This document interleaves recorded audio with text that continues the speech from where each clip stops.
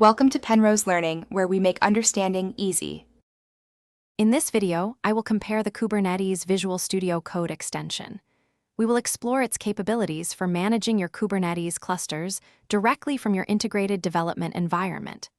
We'll delve into its core functionalities, such as viewing resources, executing commands, and editing YAML files.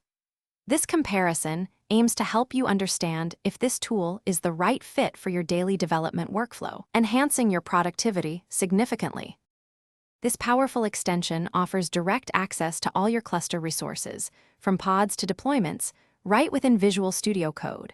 You'll find intelligent YAML editing with schema validation, making configuration much simpler and less error-prone.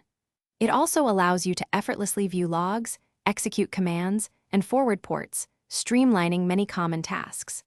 Switching between multiple Kubernetes contexts is also a breeze, supporting diverse development environments. While incredibly useful, there are a few considerations. Initial setup for highly complex or custom Kubernetes environments might require some manual configuration.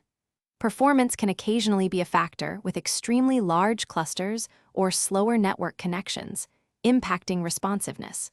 For very advanced debugging scenarios, you might still find yourself reaching for traditional command line tools.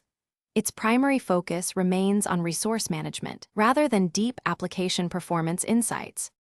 In conclusion, the Kubernetes Visual Studio Code extension is an excellent tool that significantly boosts developer productivity.